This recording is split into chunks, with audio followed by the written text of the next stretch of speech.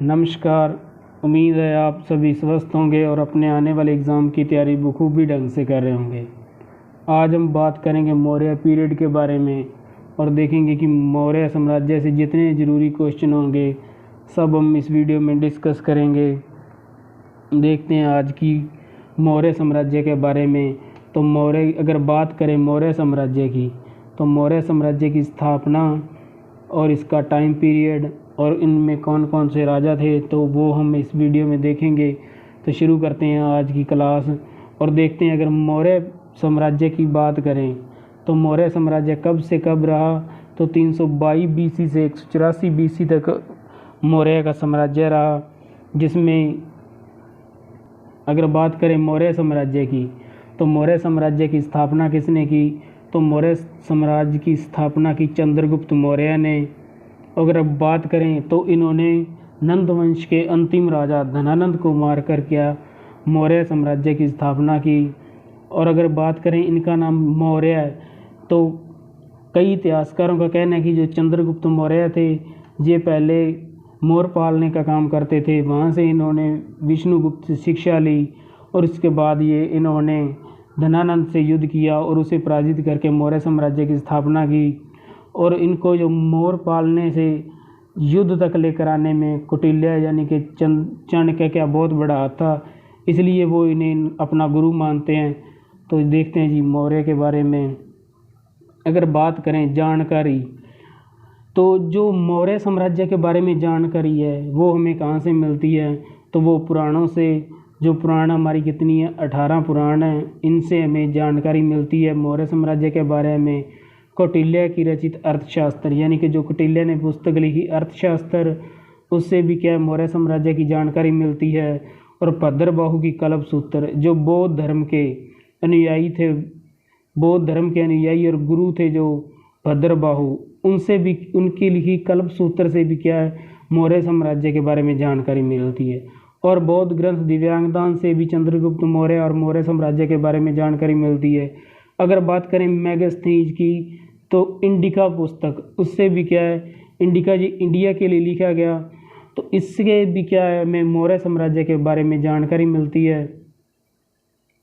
अगर बात करें चंद्रगुप्त मौर्य की, तो चंद्रगुप्त मौर्य, अगर बात करें चंद्रगुप्त मौर्य, तो मौर्य का जन्म, इसका जन्म 347 बीसी में हुआ ये माना जाता है, लेकिन इसके बारे में ऑथेंटिक जानकारी नहीं है।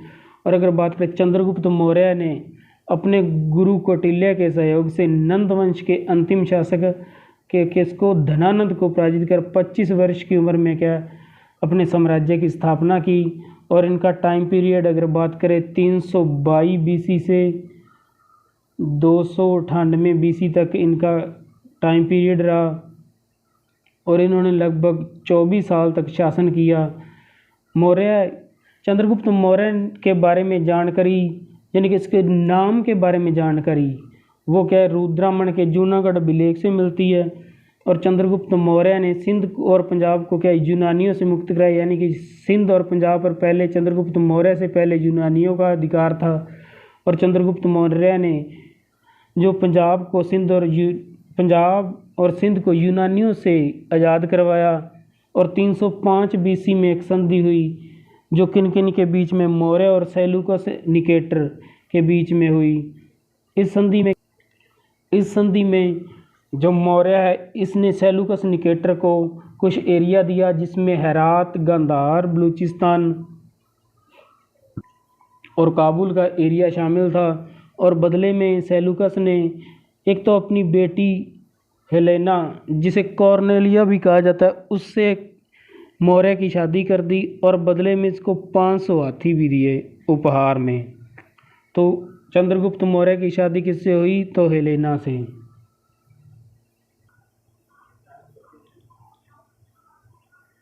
अगर बात करें चंद्रगुप्त मौर्य ने, तो चंद्रगुप्त मौर्य ने सुदर्शन झील का निर्माण करवाया। और मौर्य के शासनकाल में 12 वर्ष तक क्या अकाल पड़ा। और इसी से दुखी होकर इन्होंने क्या सभी युद्ध और शास्त्रीय धर्म को छोड़कर जैन मुनि भद्रबाहु के पास श्रवण बेलगोला मैसूर, जो कहाँ पे कर्नाटक चले गए और वहाँ पे किया सलेखना विधि से 298 मृत्यु। सलेखना यानी कि उपवास, यानी कि इन्होंने जब तक इनकी मृत्यु नहीं हुई तब तक कुछ नहीं खाया। तो ये इन्होंने सलेखना विधि से क्या है उपवास किया और अपने आप की यानी कि मृत्यु तक इन्होंने कुछ नहीं खाया, जिससे सलेखना विधि से 298 BC में इनकी क्या मृत्यु हो गई। और इनके बाद इनका बेटा बिंदुसार गद्दी पर बैठा। अगर बात करें बिंदुसार की, तो बिंदुसार चंद्रगुप्त मौर्य का पुत्र था।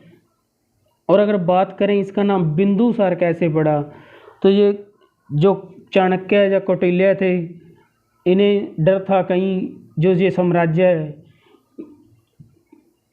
ये कहीं कोई राजा के खाने में जहर वगैरह न डाल दे। तो ये जो चंद्रगुप्त मौर्य था उनको डेली थोड़ी थोड़ी मात्रा में उनके भोजन में जहर देते थे, तो जिससे क्या इनका शरीर उस जहर का आदी हो गया।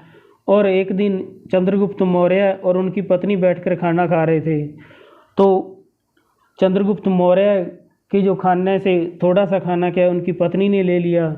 और कौटिल्य को इस बारे में पता था कि चंद्रगुप्त मौर्य के खाने में थोड़ी सी जहर है, तो इन्होंने क्या किया, खाना खा लिया उनकी पत्नी ने, और चंद्रगुप्त मौर्य की तलवार निकाल कर जो कौटिल्य उसने उनकी पत्नी के पेट पर वार किया।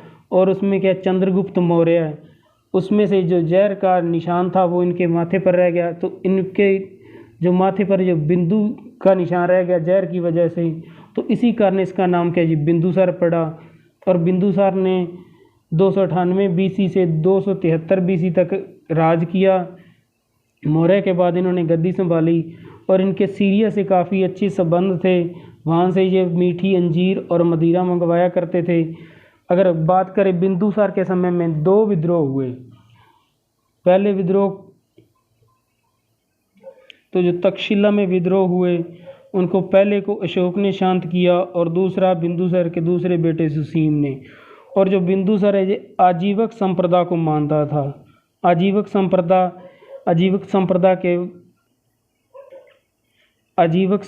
तो इनका कहना था कि जो हमने सोच लिया वो हो गया। अगर ये सोचते कि ये काम करेंगे और हो गया, तो इनका मानना था कि ऐसे कहने से ही हो जाएगा। ये इस आजीवक संप्रदा को मानता था और इसके भी विचार उनसे मिलते थे। जो ये बिंदुसार था इसने शासन किया और इसके बाद इसका बेटा अशोक हुआ, उसने राजगद्दी को संभाला, जिसके बारे में हम अगली वीडियो में डिस्कस करेंगे। आज हमने देखा चंद्रगुप्त मौर्य और बिंदुसार के बारे में। अब आगे हम वीडियो में अशोक जो चंद्रगुप्त मौर्य का बेटा था उसके बारे में जानकारी लेंगे और जो भी ज़रूरी इम्पोर्टेंट अपने पेपर से रिलेटेड क्वेश्चन होंगे वही डिस्कस करेंगे। तो ये थी आपने चंद्रगुप्त मौर्य और बिंदुसार के बारे में। आपको वीडियो कैसी लगी? अगर हेल्पफुल लगी तो कमेंट करके बताना और लाइक ज़रूर करना और शेयर ज़रूर करना, ताकि आपके आने वाले एग्ज़ाम के लिए आपके दोस्तों को भी बहुत हेल्पफुल हो। सो